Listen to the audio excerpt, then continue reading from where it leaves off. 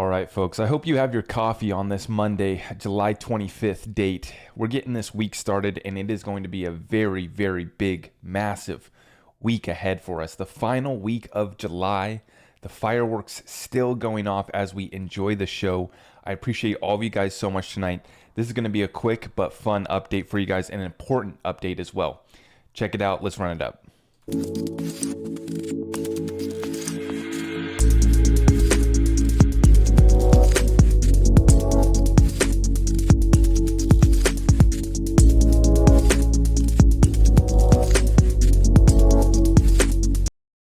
All right, so let's get started off by taking a look at our current prices in this market. We have Bitcoin at 21.9, okay, Ethereum hanging out at 1,500, and our XRPs at 345. 34 cents for your XRP right now. Now, we got to get the business out of the way, and I know some people don't want to hear it, but we called it, we predicted it, and we will cover it because it is happening. It is reality. Some people don't want to accept it, but it is underway. Arizona House Bill HCR 2033. What is this little bill about? Well, it's been introduced. I believe it's actually passed the House now. It still has to pass the Senate. They're in the Arizona State Legislature. But what is this bill about? A concurrent resolution decertifying and setting aside the 2020 Arizona electors. Now, I'm not here to tell you whether or not it was legit, whether it was up, down, left, right, who you should believe in. I'm just reporting the news. Folks, this is happening. This 2020 election will be decertified. That is my prediction. That's not based off my opinion. That's not pro-Trump. That's just saying, hey, we should really have a secure election in this country if we want to have any country at all. And we already have plenty of evidence proving that there was plenty of games being played. Let's just say it nicely for the fact checkers. There was some games that were played. Probably all legit though. I'm sure Biden still won once it's all worked out. I'm sure Biden still won. But it is underway, folks, and that's just going to be the first of many states. So get ready for that one.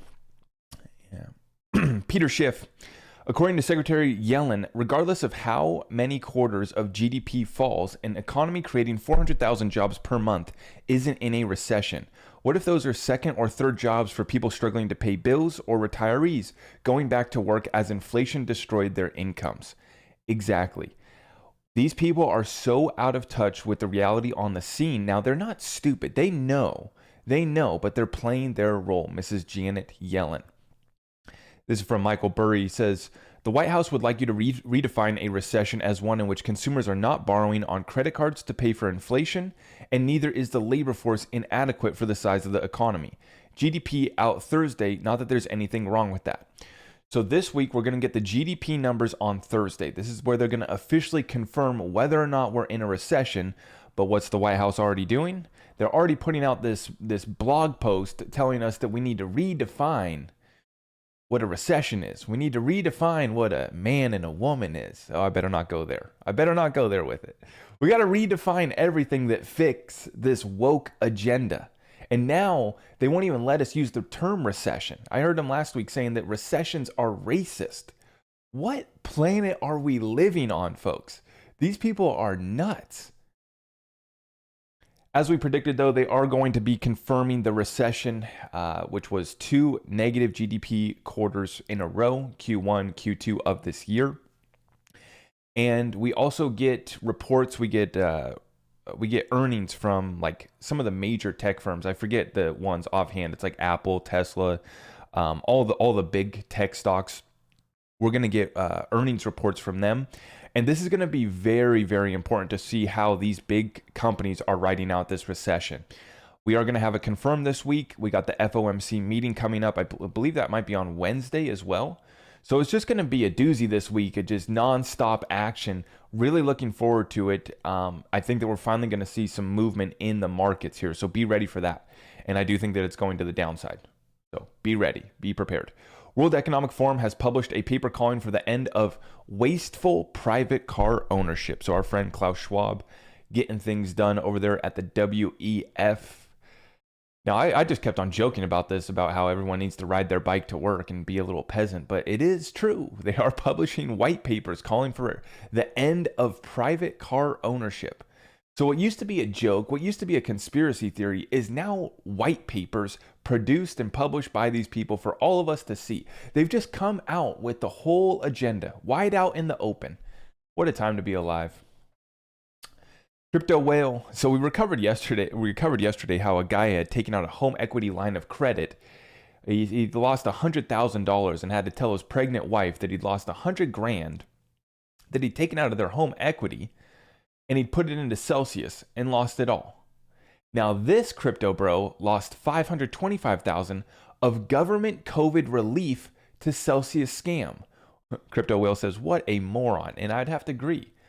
To take $500,000 from the government, one, probably wasn't even, I'm not here to judge your morality, but what was happening is people were ripping off the system. They were playing that system for COVID relief money, for government bailouts, the business, the PPP money, all of that. We know there's plenty of fraud there, right?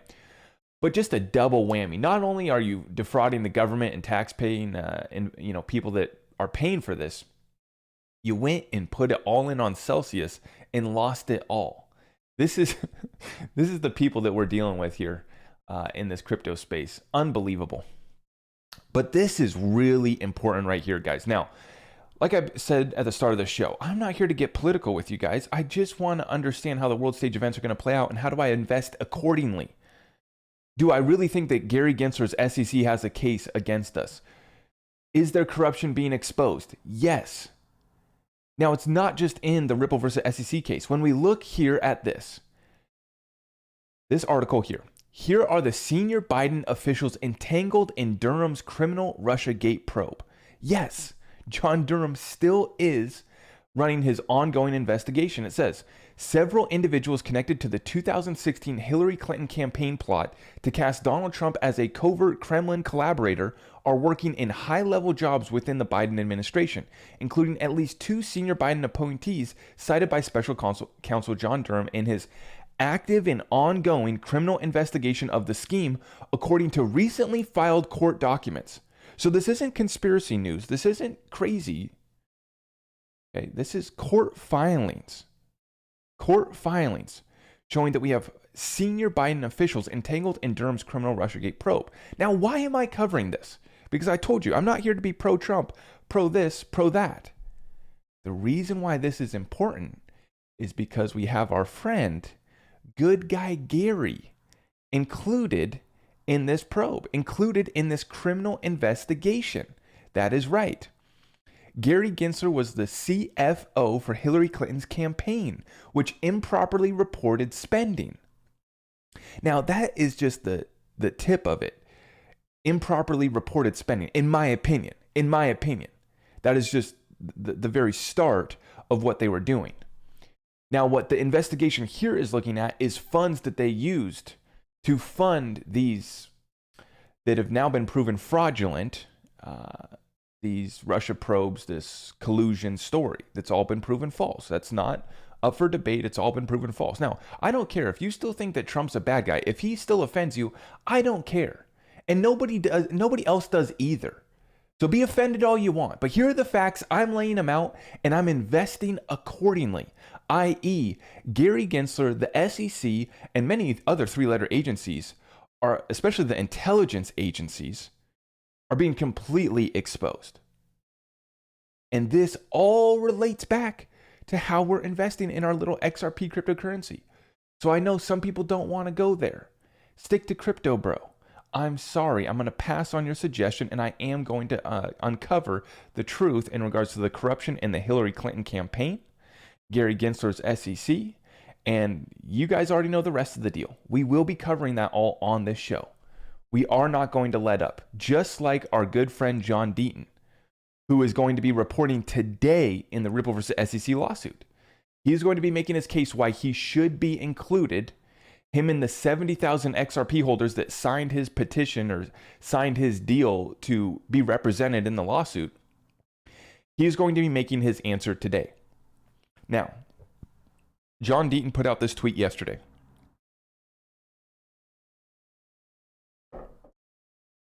This was in regards to the library case. Okay, this is the library case that's been going on. The SEC sued library.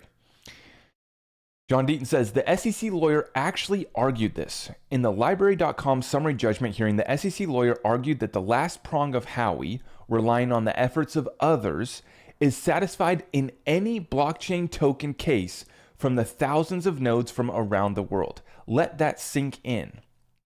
In Howey and securities cases after, the efforts of others factor was tied to the promoter who made promises that you could expect profits because of the promoter's efforts and plan. That was the common enterprise you rely on for the profits, not any longer according to the SEC.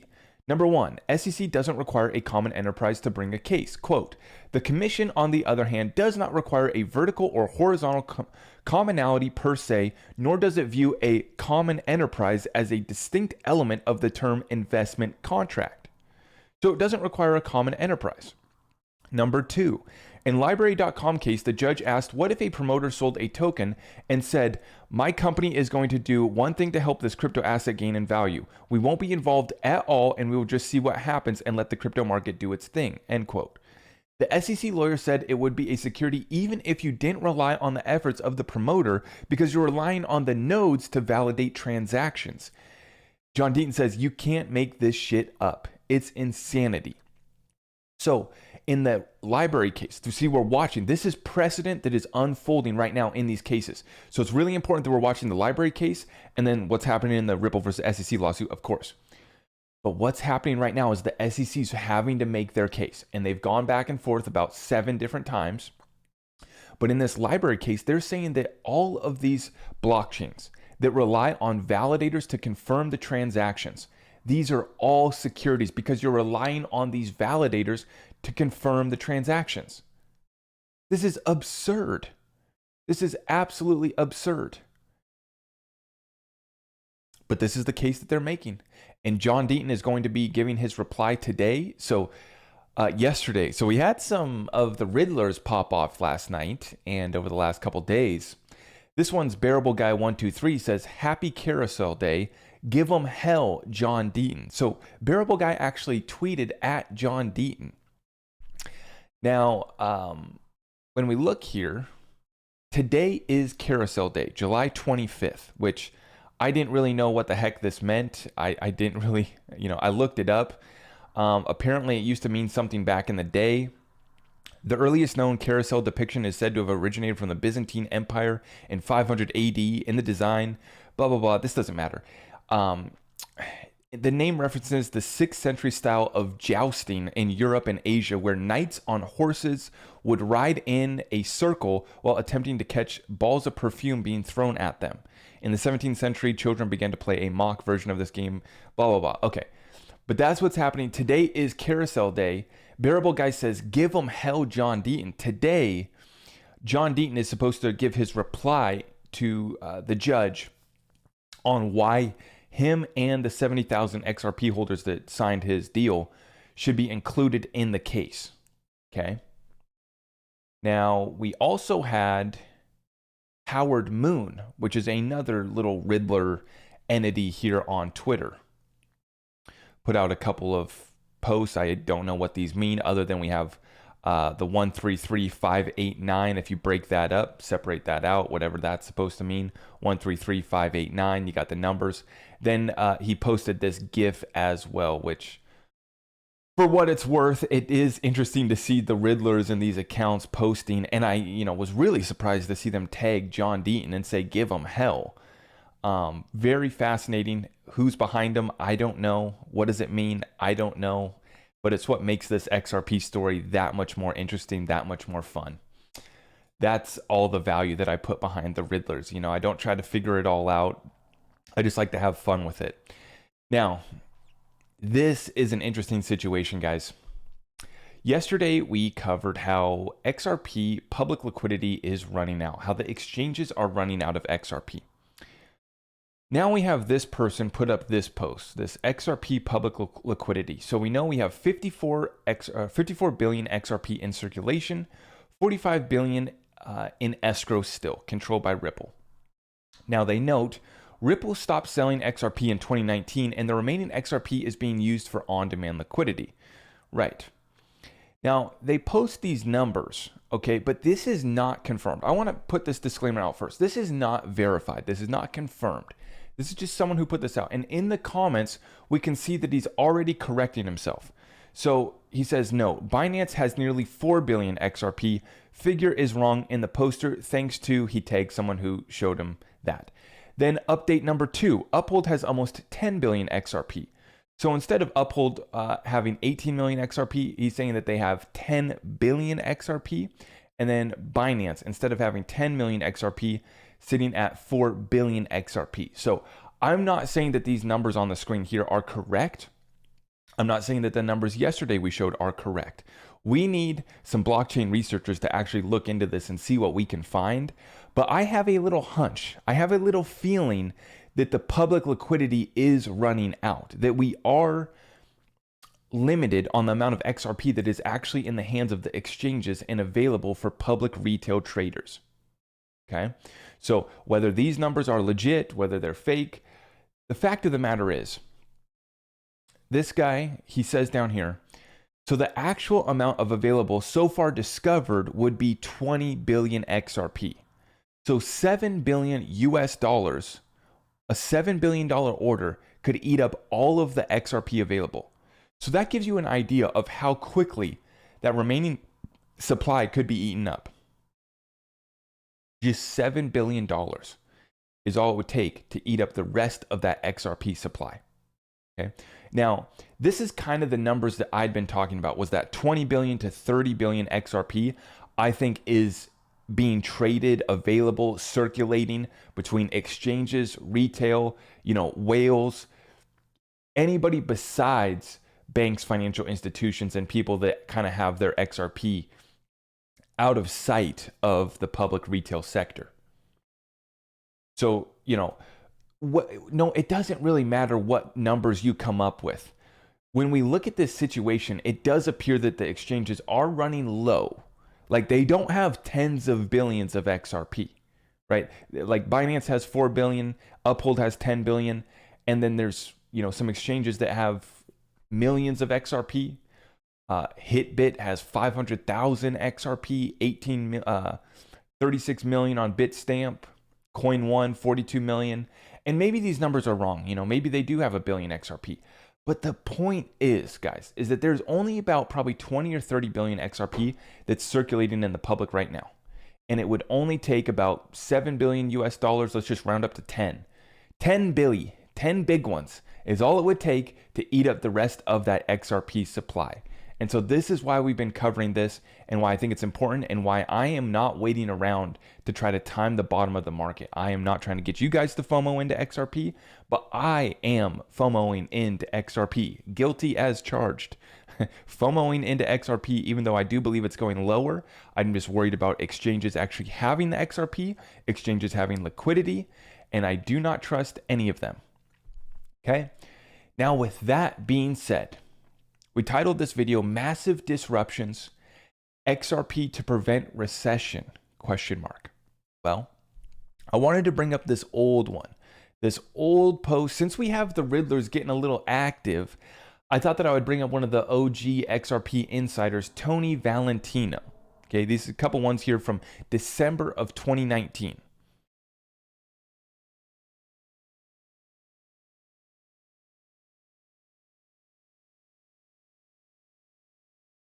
December 2019, Tony Valentino says, you got to understand the mission of Ripple, R3, and others with XRP.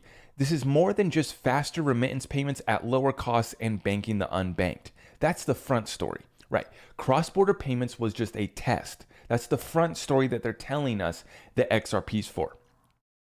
Tony says, this is all about preventing a recession and a catastrophic collapse of the global financial system.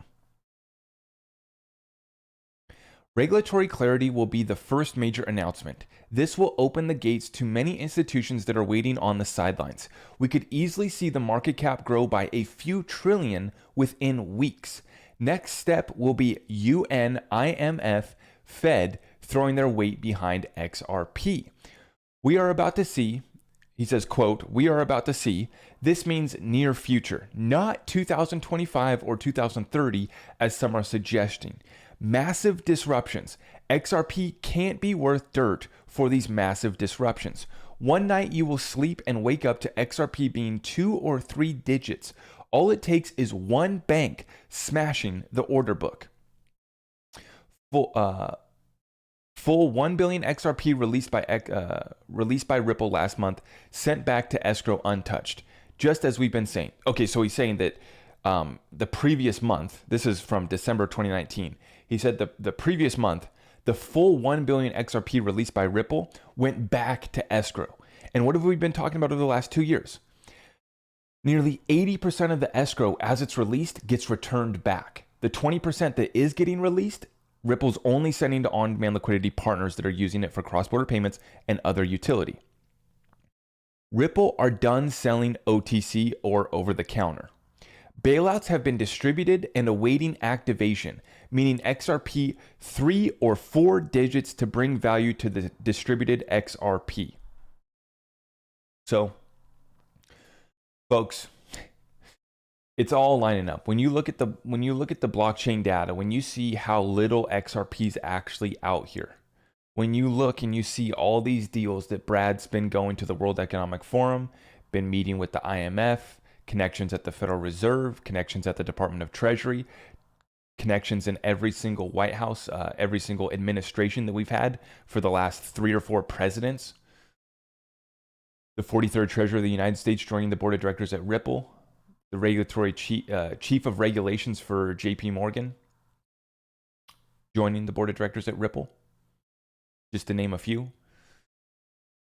There will come a moment, in my opinion, where whether we wake up to XRP being at 3 or 4 digits, I don't know about that. But we're going to come to an awakening, to an inflection point where the XRP supply won't be there for public retail traders. So the amount of FOMO that we are about to have after this SEC Ripple case ends,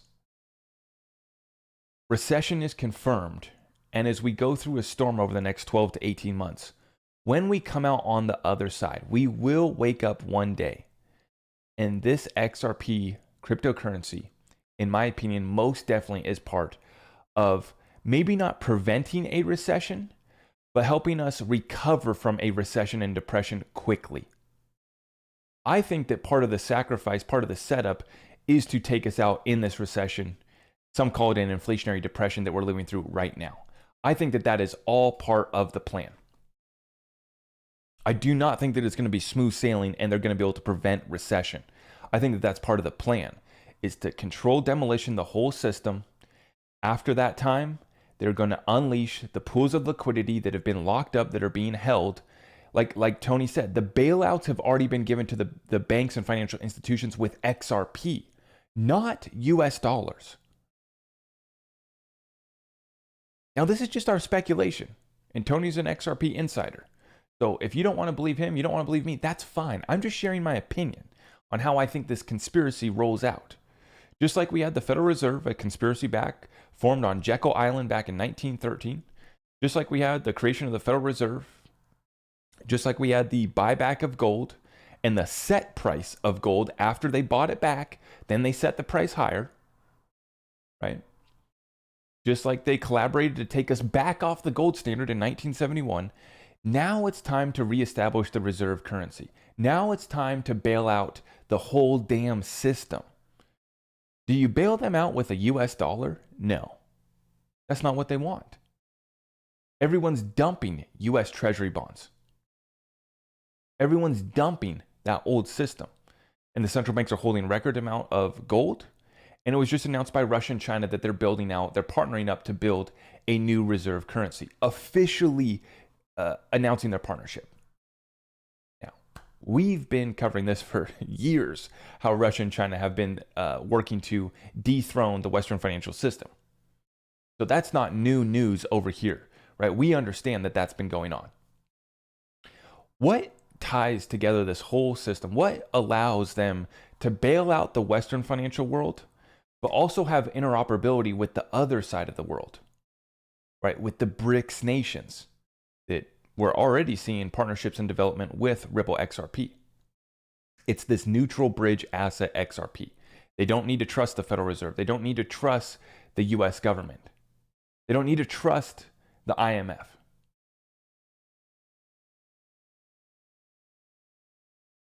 Seeing the supplies dwindling, seeing breakthroughs in the Ripple versus SEC lawsuit, and when we put together all of our research that we've done over the last 3 years, once again, we've felt like we're close now for years in the XRP community.